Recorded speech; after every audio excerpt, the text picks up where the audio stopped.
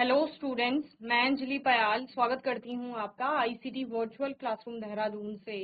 कैसे हैं आप सब लोग? उम्मीद करती हूं आप सब लोग अच्छे होंगे और अपनी लाइफ में बहुत बेहतर कुछ कर रहे होंगे। आज हम बात कर रहे हैं क्लास 6 के साइंस की। यहाँ पर आज आपका अरेंजमेंट की क्लास में ले रही हूँ, जिसमें हम साइंस पर बात करेंगे। चैप्टर है आपका सेपरेशन ऑफ सब्सटेंसेस, यानी पदार्थों का पृथक्करण। बहुत सारे प्रश्न पढ़ लिए लास्ट सेशन में, पिक्चर्स के थ्रू हमने इसको आइडेंटिफाई किया था कि कौन कौन सी प्रोसेसेस हैं और उनके बारे में बहुत अच्छे से हमने यहाँ पर पढ़ा था। ठीक है ना। आज के सेशन में क्विकली रिवाइज करेंगे इस चैप्टर को, क्या क्या टॉपिक्स हैं, कहाँ कहाँ पर कौन से टॉपिक आपका वर्क करेंगे और क्या क्या प्रोसेसेस हैं, क्योंकि बेसिकली हम मेथड्स पर ही इस चैप्टर पर बात कर रहे हैं। ठीक है ना। तो सेपरेशन ऑफ सब्सटेंसेस में सबसे पहले आपको ये पिक्चर्स दी गई हैं। ये आपको अपने घरों में, हम लोग अपने घर में डेली होते हुए देखते हैं। अगर इसकी बात करें तो ऐसा कुछ प्रोसेस चलता है जब चाय को छाना जाता है, दूध को छाना जाता है, पानी को छाना जाता है, तो ये वाली प्रोसेस हमें देखने को मिलती है। ये वाला एक ट्रेडिशनल मेथड था जहां पर आपका बटर को ऑब्टेन किया जाता था या प्राप्त किया जाता था। ये आपका मेथड है जब हम लोग दाल बनाते हैं, चावल बनाते हैं, तो उससे पहले उसमें जो भी ऐसा कोई कण है जो हमें नहीं चाहिए या फिर अनुपयोगी है, तो उसको हम हाथ से उठा करके अलग कर देते हैं। ठीक है ना। तो ये सारे क्या हो रहा है यहाँ पर, अगर हम बात करें तो यहाँ पर आपका पृथक्करण हो रहा है। पृथक्करण यानी कि अलग करना। हम किस किस को अलग कर रहे हैं यहाँ पर देखिए। अगर हम इसको चाय मान लें कि ये चाय थी, तो चाय से हम चाय की पत्ती को यहाँ पर अलग कर रहे थे। ठीक है ना। इसको हम चावल मान ले और ये ब्लैक कलर के उसमें अगर स्टोन पीसेज हैं या आप बोलो पेबल्स हैं, कंकर्स हैं, तो हम चावल से उन कंकड़ों को अलग कर रहे थे। ठीक है ना। इसको मान लें कि हम दही से मक्खन बना रहे हैं, तो यहाँ पर मक्खन अलग करने की प्रक्रिया है। तो अलग करना या पृथक करना, यही हम यहाँ पर सीख रहे हैं। बस हमें गुणों का पता होना चाहिए। समझ रहे? हम चाय से चाय की पत्ती को छान क्यों नहीं रहे, उस चाय की पत्ती को हाथ से उठा करके अलग क्यों नहीं करें, क्योंकि वो पॉसिबल ही नहीं है। गुण बदल रहे हैं वहां पर। ठीक है ना। और अगर हम इसको बोले कि इसको हम छन्नी से छान लेते हैं, तो ऐसा क्यों नहीं हो रहा है कि छन्नी से छान करके चावल और उससे कंकड़ या कुछ और अशुद्धि अलग हो सकती है, थोड़ी बहुत अलग हो सकती है, पर ऐसा नहीं पॉसिबल है कि सारे ही कण अलग हो जाएं। क्यों? क्योंकि किसी किसी केस में चावल का साइज भी उतना ही होगा और जो उसमें अशुद्धि है उसका साइज भी उतना ही होगा। तो फिर उस केस में हम इसका उपयोग नहीं कर पाएंगे। समझ रहे हैं? या फिर ये जो वाला मेथड है, अभी मैं आपको मेथड के नाम नहीं बता रही हूँ क्योंकि आपको पता है सारे मेथड के नाम, और आगे हम स्लाइड्स में पढ़ने वाले हैं। यहाँ पर इसको घुमाया जा रहा है, तो क्या चावल को ऐसे घुमाने से वो कंकड़ अलग हो जाएंगे? तो ऐसा नहीं होगा। तो हम देख रहे हैं कि जैसे जैसे पदार्थ के गुण बदल रहे हैं, हम अलग अलग मेथड्स का यहाँ पर यूज कर रहे हैं। ठीक है ना। चलिए, तो बहुत सारे मेथड्स आप लोगों ने देखे हैं, बहुत सारी चीजें आपने देखी हैं जहां पर कि पदार्थों को अलग किया जाता है। जैसे कटाई करते समय अनाज के दानों को उनके डंठल वाले भाग से अलग किया जाता है। इसके अलावा कपास को महीन करते समय उसके बीजों को रेशों से अलग किया जाता है। अलग किए जाने वाले पदार्थ विभिन्न आकार या सामग्री के कण हो सकते हैं। ये ठोस, द्रव, गैस किसी भी अवस्था में हो सकते हैं। जिस अवस्था में होंगे, जो इनमें गुण होंगे, उसी के आधार पर इनका क्या किया जाता है, पृथक्करण किया जाता है, और उसी के आधार पर इनके लिए पृथक्करण की विधि का हम चुनाव करते हैं। ठीक है ना। तो मेथड्स ऑफ सेपरेशन या पृथक्करण की विधियों में सबसे पहले हमने देखा था हैंड पिकिंग। हैंड पिकिंग में आपको क्या दिख रहा है? देखो, विजिबल आपके पार्टिकल्स हैं। मिश्रण जो दिया गया है, उस मिश्रण के घटक आपको दिखाई दे रहे हैं आंखों से। ठीक है, विजिबल है। इसके अलावा बड़े आकार के कण हैं, क्योंकि आप उनको इजीली हाथ से पिक कर सक रहे हैं, उठा सक रहे हैं। ठीक है ना। तो कैसा हो रहा है? एक तो विजिबल है और दूसरा कैसा है, थोड़ा आपके बड़े कण है जिसको कि आप आसानी से हाथ से उठा सकते हैं। ठीक है ना।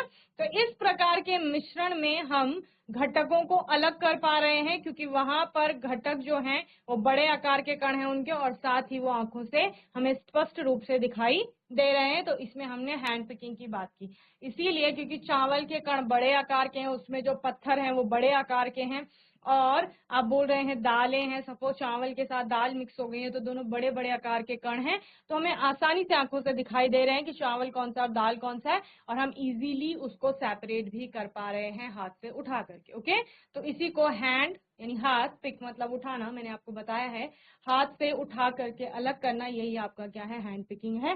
जैसे पिक्चर में दिखाया गया है, कोई तो दाल दी गई है, उस दाल में ब्लैक कलर के आपके क्या है यहाँ पर कंकड़ हैं और उनको हाथ से उठा करके हम अलग कर रहे हैं, यही हैंड पिकिंग है।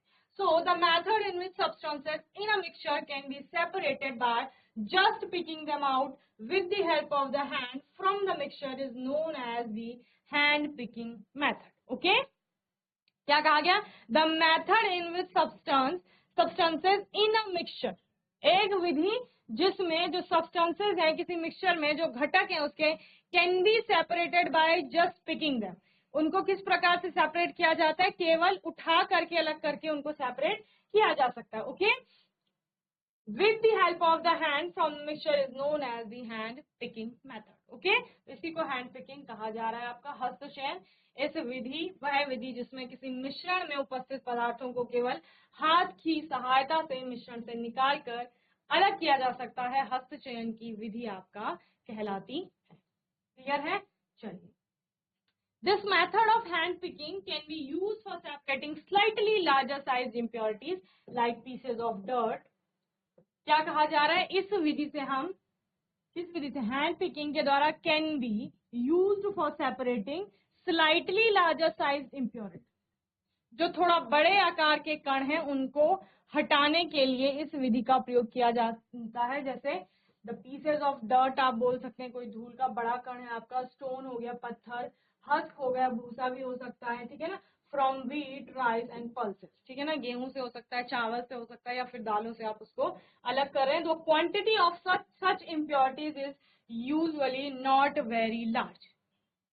क्या कहा जा रहा है? साथ ही साथ जो इम्प्योरिटीज हैं या फिर जो ऐसी चीजें हैं जो मिली हुई हैं आपस में, उनकी मात्रा बहुत ज्यादा नहीं होनी चाहिए। देखो, आप कंकड़ उठा करके अलग कर रहे हो तो चावल वहां पर ज्यादा है, चावल आपको चाहिए, उसमें कुछ कुछ मात्रा में कम कंकड़ है, 8-10 कंकड़ है सपोज, तो उनको आपने इजीली हाथ से उठा करके अलग कर लिया। अगर बहुत सारे हैं तो उस केस में आपका ये मेथड काम नहीं करेगा। क्यों? क्योंकि थक जाएंगे आप करते करते, है ना।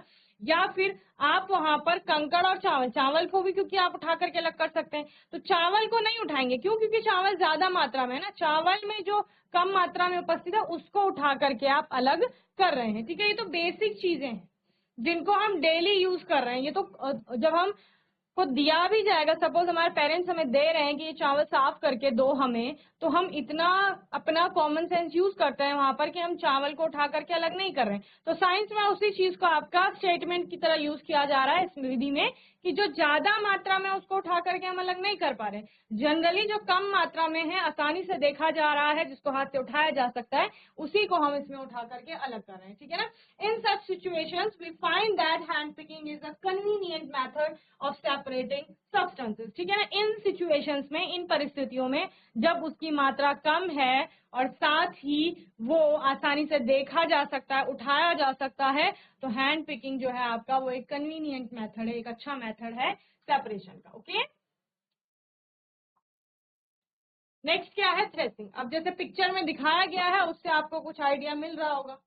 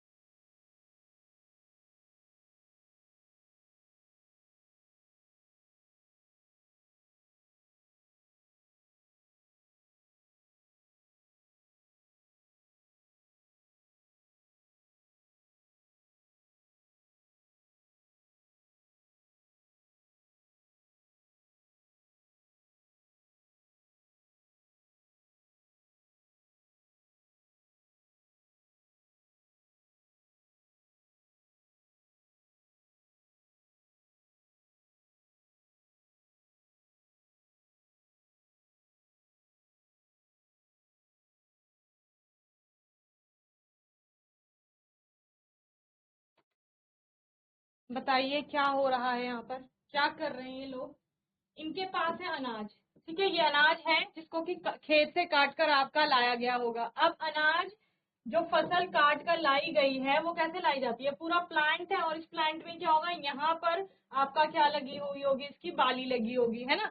पौधे पर उसका क्या लगा हुआ है, बाली लगी हुई है, जिस पर क्या होता है, जनरली अनाज होता है आपका।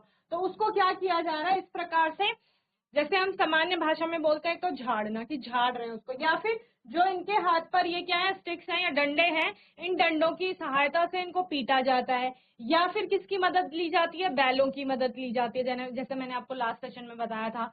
और क्या किया जाता है, या फिर मशीन का प्रयोग किया जाता है। बेसिकली इन सारी चीजों का प्रयोग क्यों किया जा रहा है, मैंने जो बोला है कि आपका कोई प्लांट है, सपोज ये गेहूं का पौधा है, इस गेहूं के पौधे में यहाँ बाली लगी हुई है, इस बाली में क्या है, अनाज है। हमने क्यों फसल उगाई थी, क्योंकि हमें अनाज चाहिए, वो गेहूं के दाने चाहिए हमको, तो उनको प्राप्त करने के लिए हम यहाँ से उसको अलग करेंगे। यहाँ से अलग करने के लिए क्या तो इसको डंडे से पीटा जाएगा, या फिर क्या किया जाएगा, बैलों के इसके ऊपर चलाया जाता है कि फसल नीचे डाल दी जाती। फसल का मतलब है कि वो जो पूरे पौधे हैं उनको काट करके नीचे रखा जाता है और उसके ऊपर बैलों को घुमाया जाता है, जो पिक्चर मैंने आपको लास्ट सेशन में दिखाई थी। उससे क्या होगा, अगर आप डंडे से पीट रहे हैं तब भी अनाज के दाने अलग होंगे, अगर बैल उनमें चल रहे हैं तब भी अनाज के दाने अलग होंगे, या फिर मशीन का प्रयोग किया जाता है जिसमें कि अनाज के दाने आपके अलग हो जाते हैं, ठीक है ना। तो इन सारी प्रक्रिया को, जिसको हम अपने सामान्य भाषा में मंडाई या मंडाई कहा जाता है, उसी को क्या कहा जा रहा है, यहाँ पर थ्रेसिंग कहा जा रहा है, ठीक है ना। So what is threshing, threshing is also a separation method. Threshing आपकी एक पृथक्करण की विधि है, जिसके अंतर्गत हम क्या पढ़ रहे हैं कि जो पौधा आपका, जो फसल आपकी पक चुकी है, जिसको हम काट कर ला चुके हैं, काटने के पश्चात जब उससे अनाज के दानों को पृथक करना होगा तो तब इस प्रक्रिया का उपयोग किया जाएगा, जिसमें डंडों की सहायता ली जाएगी, बैलों की सहायता ली जाएगी, या फिर मशीन का प्रयोग किया जाएगा, ठीक है। जीआईसी भराड़ी सैंड, आवाज आ रही है तो हाथ उठाएंगे अपना, भराड़ी सैंड। बच्चे आपको आवाज आ रही है तो अपना हैंड रेज करिए, very good.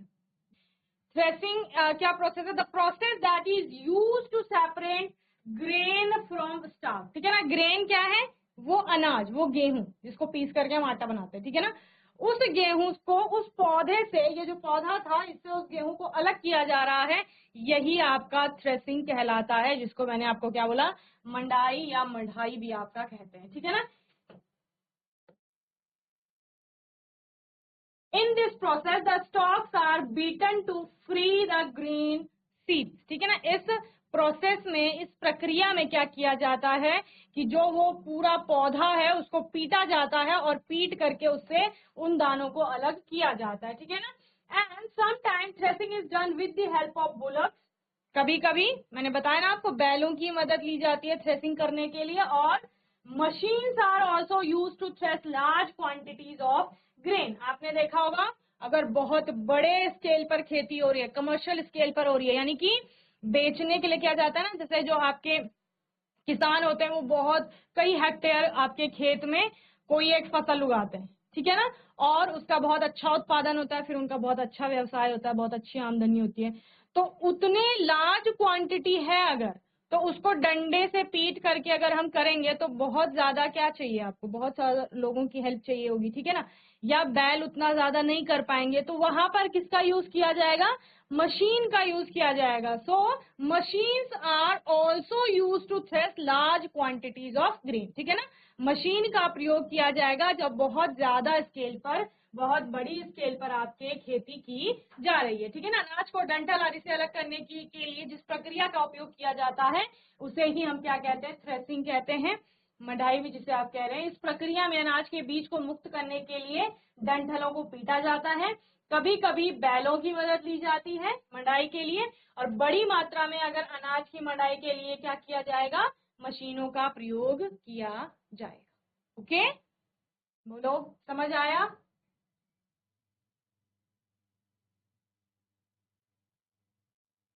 Bharari sand, hand raise करो समझ में आया तो, समझ आ गया मढ़ाई क्या है, ठीक है, वेरी गुड।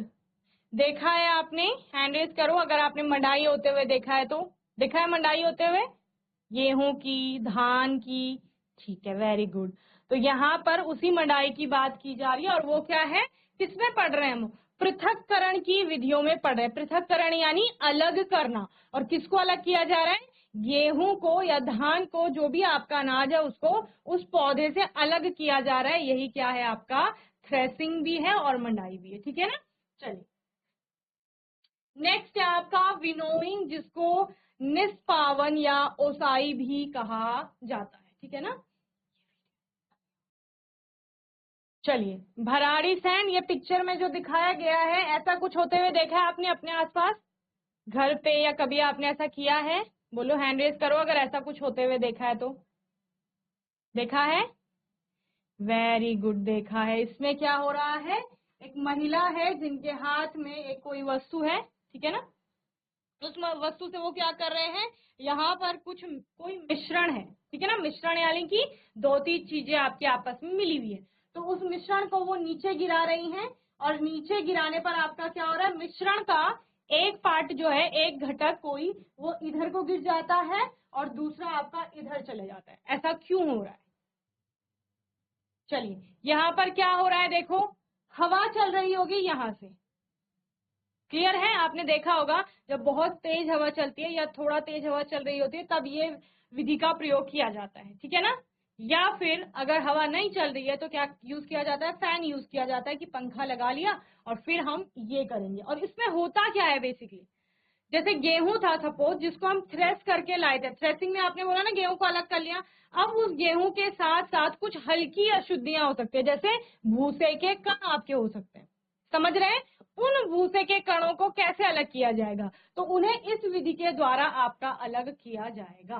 फिर क्या किया जाता है, उस मिक्सचर को, मिक्सचर का मतलब क्या है, जिसमें गेहूं भी है और आपका साथ में क्या है, भूसा भी है, उसको एक हाइट से नीचे गिराया जाता है, ठीक है। एक ऊंचाई से, जैसे इतनी हाइट है सपोज, यहाँ से नीचे गिराया जाएगा, और यहाँ से नीचे गिराते समय इस दिशा से सपोज हवा चल रही है, तो हवा अपने साथ क्या करेगी, जो उस मिश्रण में, ये जो मिश्रण था इसमें जो हल्के कण है, हल्के कण कौन से, मैंने बोला भूसे के कण हल्के, तो वो हवा जो चल रही है वो अपने साथ साथ भूसे के कणों को एक साथ ले जा लेगी, तो भूसे के कण एक साइड चले गए, ठीक है ना। वहीं पर जो गेहूं के कण थे वो थोड़ा भारी हैं भूसे की तुलना में, तो भारी कणों को हवा अपने साथ नहीं ले जा पाएगी। अगर बहुत तेज हवा चल रही है तब तो ले जा लेगी, लेकिन नॉर्मल अगर आपकी हवा चल रही है तो उस केस में सिर्फ भूसा ही उड़कर आपका एक साइड जाएगा, और जो ग्रेन जिसको कहा जा रहा है, या अनाज के दाने या गेहूं जो मैं एग्जाम्पल में ले रही हूँ, वो गेहूं आपका इधर गिर जाएगा। तो इस तरह से आपने क्या किया, वो जो मिक्सचर था, ये मिक्सचर था, इसमें भारी और हल्के कण दोनों ही थे, समझ रहे हैं, लेकिन हल्के कणों को हवा अपने साथ उड़ा करके एक साइड ले गई और भारी कण इधर ही रह गए, और इन्होंने एक हीप बना लिया, इस प्रकार का ढेर, जो कि इसको विनोइंग प्लेटफॉर्म कहा जाता है। जहां पर खड़ी है ना महिला, उसको विनोइंग प्लेटफॉर्म कहा जाता है। तो उस प्लेटफॉर्म के नजदीक आपका भारी सीड आएंगे, जैसे मैं यहाँ पे खड़ी हूं तो इसको आपका क्या कहा जाएगा, विनोइंग प्लेटफॉर्म कहा जाएगा। तो इस प्लेटफॉर्म के नजदीक जब मैंने वो अनाज गिराया, तो यहाँ पर जो ढेर बनेगा उसको क्या कहा जाएगा आपका, कि वो अनाज ने एक हीप बना लिया है, समझ रहे हैं। और जो भारी कण होंगे, वायु जिधर को चल रही होगी उस साइड को थोड़ा दूरी पे वो हल्के कण आपका गिर जाएंगे। सो इसको कहा जाता है विनोइंग, या ओसाई भी कहा जाता है हिंदी में, और निष्पावन भी आपका कहा जाता है, ठीक है ना। So winnowing is used to separate heavier and lighter components of a mixture by wind or by blowing air. क्या कहा जा रहा है, जो विनोइंग होता है यानी निष्पावन होता है, वो एक ऐसी विधि है जिसमें भारी और हल्के कणों को अलग किया जाता है। और कैसे अलग किया जाता है, बाय विंड और बाय ब्लोइंग एयर। क्या कहा गया, या तो वायु को प्रवाहित करेंगे या फिर हवा का प्रयोग करेंगे, तो उसके द्वारा क्या किया जाएगा, मिक्सचर के दोनों कंपोनेंट्स को सेपरेट किया जाएगा, समझ रहे हैं। This method is commonly used by farmers. देखो क्वेश्चन आंसर जब हम कर रहे थे तो हमने यहाँ पर क्वेश्चन देखा था कि विनोइंग का उपयोग कहाँ होता है और विनोइंग का उपयोग कौन करता है। चलिए, तो क्या कहा गया, this method is commonly use by farmers. ये जो विधि है इसका उपयोग सामान्य रूप से किसके द्वारा किया जाता है? फार्मर्स के द्वारा किया जाता है, किसानों के द्वारा किया जाता है, जहां पर वो क्या करते हैं? To separate lighter husk particle from heavier seeds of grain, जहां पर वो भारी अनाज के कणों से हल्के भूसे के कण को सेपरेट करने में इसका प्रयोग करते हैं। Okay, the husk particles are carried away by the wind. Husk किसको बोला जा रहा है? भूसे को बोला जा रहा है। तो भूसा हल्का है, भूसे के जो कण हैं आर कैरीड अवे मतलब एक साथ ले जा लेना, carried away by the wind. हवा क्या करेगी? उन हल्के कणों को अपने साथ उड़ा करके ले जाएगी। देख रहे हो ना, ये हल्के कण है हस्क के, इनको हवा अपने साथ एक साइड ले जा रही है। समझ रहे हैं? The seeds of grain get separated and form a heap near the platform of winnowing. ठीक है ना? तो ये विनोइंग प्लेटफॉर्म जो है, इसके नजदीक जो अनाज है वो आपका एक ढेर बना लेगा, या जो हैवियर सीड जिनको कहा जा रहा है, यानी भारी कण। Okay, the separated husk is use for many purposes such as fodder for cattle. Okay, क्या कहा गया यहाँ पर? जो भूसे के कण हैं, अब भूसे के कणों का क्या उपयोग है? भूसे के कणों का उपयोग है कि पशुओं के लिए, चारे के लिए उसका यूज हम लोग करते हैं। ठीक है ना? तो वही कहा जा रहा है कि जो भूसा वो सेपरेट हुआ है, उसको हम कलेक्ट कर लेते हैं, रख लेते हैं, और किस पर्पज में किस पर्पज से रखते हैं?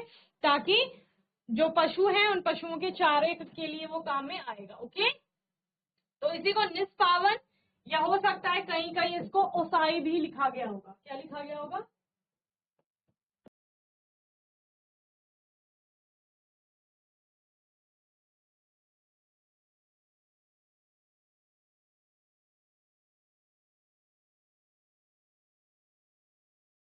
विनोइंग का उपयोग, विनोइंग लिखा है, इसका मतलब निष्पावन या ओसाई की ही बात हम लोग कर रहे हैं। ठीक है ना? इसका उपयोग मिश्रण के भारी और हल्के घटकों को हवा द्वारा या उड़ाकर अलग करने की, हवा द्वारा उड़ाकर लिखने, हवा द्वारा उड़ाकर अलग करने के लिए किया जाता है। ठीक है ना?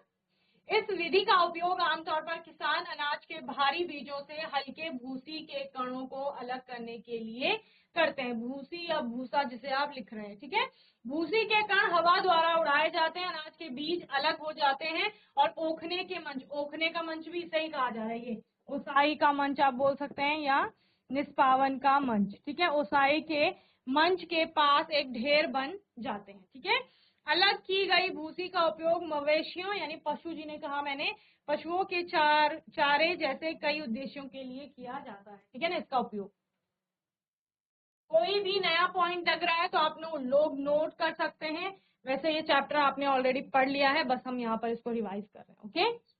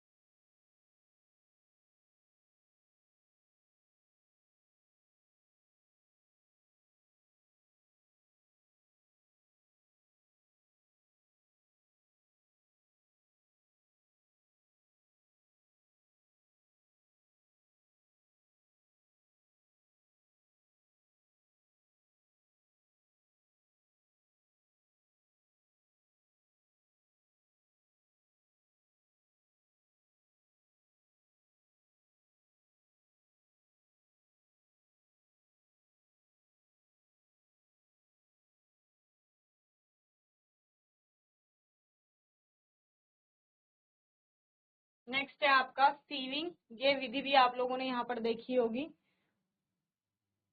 जीआईसी सफदर खाल, आवाज आ रही है आपको? हाथ उठाइए, आवाज आ रही है तो। जीआईसी लखी बाग, आवाज आ रही है? हैंड रेस करेंगे, आवाज आ रही है तो।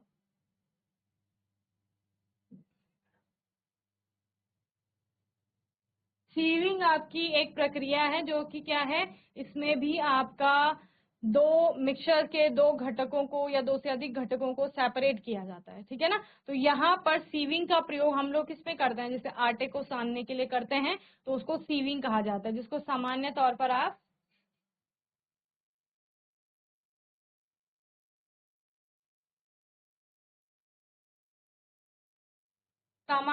आप जिसको चालन भी कहते हैं, और चालन या छानना भी इसके लिए यूज आता है।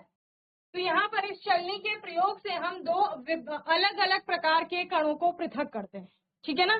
दो अलग अलग प्रकार के कण, तो बेसिकली जो हम यहाँ पर प्रॉपर्टी यूज करेंगे वो प्रॉपर्टी ये होगी कि इसमें मिक्सचर के घटकों में आपके कणों का आपको अलग अलग साइज देखने को मिलेगा, यानी कि कणों का जो आकार है उसमें भिन्नता होगी, ठीक है। अलग अलग प्रकार के कण हैं, एक प्रकार के कण चलनी को पार करके आपके आ जाएंगे और दूसरे प्रकार के कण चलनी में ही फंस करके रह जाएंगे। जैसे हम आटे को छानते हैं तो आटे के कण वो चलनी के छिद्रों को पार करके अलग हो जाते हैं, लेकिन उसमें जो बड़े आकार की अशुद्धि है वो आपका चलनी में ही फंस जाते हैं, तो उसको सीविंग कहा जाता है। इसको आटा छानने में आपका यूज में लाया जाता है। इसके अलावा कहाँ, रेत को छानने में, बिल्डिंग साइट्स पे आपने देखा होगा कहीं पर भी आपका निर्माण कार्य चल रहा है, जैसे घर बन रहा है, कोई बिल्डिंग बन रही है, रोड बन रही है, कुछ भी बन रहा है, वहां पर सीमेंट या रेत को छाना जाता है और उसमें बड़े आकार के कणों को अलग किया जाता है उससे, ठीक है ना। तो उसी को सीविंग आपका कहा जा रहा है, ओके। और सेडिमेंटेशन, अवसादन, हमने चावल से जो कंकड़ थे उनको हाथ से उठा करके अलग कर लिया था। अब चावल में किसी अन्य प्रकार की अशुद्धि हो सकती है जो कि चावल के कण पे लगी हुई होगी, जैसे धूल हो गया या फिर और कोई महीन अशुद्धि हो सकती है। तो उसको कैसे अलग करते हैं, उसको अलग करने के लिए चावल में पानी डाला जाएगा। पानी डालने से जो पानी है वो अपने साथ चावल पे लगी हुई अशुद्धियों को ऊपर उठा लेगी, समझ रहे हैं। या फिर आप क्या कहेंगे, चावल में लगी हुई जो अशुद्धि थी, जैसे धूल के कण हो सकते हैं या फिर कोई और कण हो सकते हैं, वो पानी के साथ चली जाती है। तो पानी ऊपर आ गया, चावल क्या है, भारी कण है, तो चावल नीचे बैठ जाएगा, तो वो सेपरेट हो गए दोनों। तो इसको सेडिमेंटेशन यानी कि अवसादन आपका कहा जाता है। अब अवसादन के बाद हम लोग क्या करेंगे, इस पानी को गिरा देते हैं, जिसको क्या कहा जाता है, निस्तारण यानी कि डिकेंटेशन आपका कहा जाता है। अब उस चावल से हमने वो पानी को गिरा लेना है, ठीक है। क्यों, क्योंकि उस पानी में आपने कभी देखा होगा, चावल बनते हुए देखे होंगे, तो चावल में जैसे ही पानी डाला जाएगा उसको थोड़ा हाथ से आपका साफ करने का प्रयास किया जाएगा, तो उसमें जितनी अशुद्धियां हैं वो पानी के साथ आ जाती हैं। जो साफ पानी था अब वो आपको कैसा दिखाई देता है, धुंधला या मटमैला सा, ठीक है ना, अलग सा उसका कलर हो जाता है। इसका मतलब क्या है कि उसमें कोई ना कोई अशुद्धि आपका आ चुकी है, जो कि पहले किसके साथ थी, चावल के साथ थी। अब हमने उस पानी को क्या कर देना है, इस प्रकार से गिरा लेना है। डिकेंटेशन का प्रयोग यानी निस्तारण का प्रयोग मैंने आपको एक और जगह बताया था, जहां दो इमिसिबल लिक्विड्स को सेपरेट किया जाता है। दो इमिसिबल लिक्विड्स यानी कि दो अमिश्रणीय द्रव जो आपस में मिश्रित नहीं होते हैं, जैसे कि ऑयल एंड वाटर, तेल और पानी अगर आपस में कभी संपर्क में आ जाए सपोज, तो वो मिलते नहीं है आपस में, आपको अलग अलग लेयर्स फॉर्म होती हुई दिखेंगी। तो इसको किसके द्वारा, निस्तारण के द्वारा आपका सेपरेट किया जा सकता है। वो कैसे करेंगे, क्योंकि जो ऊपर वाला आपका द्रव है उसको हम लोग टिल्ट करके, हम उस बीकर को टिल्ट करेंगे, जैसे इसको झुका रखा है, और वो आपका ऊपर के द्रव को दूसरे बीकर में हम लोग कलेक्ट कर लेंगे, और जो नीचे वाला द्रव है वो इसी में रह जाएगा। इसी को निस्तारण कहा जा रहा है ना। आपका एक बीकर था, उसमें दोनों मिक्सचर हैं, उसमें से ऊपर वाला मिक्सचर आपने दूसरे में पोर आउट कर लिया, तो आपका दोनों सेपरेट हो गए, ठीक है। इसी को निस्तारण या डिकेंटेशन हम लोग कह रहे हैं, ठीक है। और डिकेंटेशन के अलावा उन इमिसिबल लिक्विड्स को इस सेपरेटिंग फनल के प्रयोग से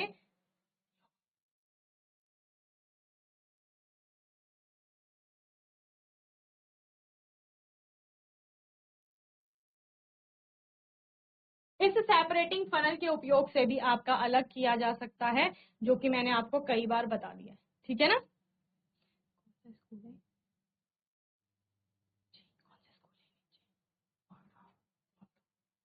जैसी ग्वालदम आवाज आ रही है आपको, हैंड रेज करेंगे बच्चे, आवाज आ रही है तो, ठीक है, वेरी गुड। चलिए, समझ में आया आपको जितना पढ़ा है, यहाँ पर हैंड रेज करो अगर समझ में आया है तो,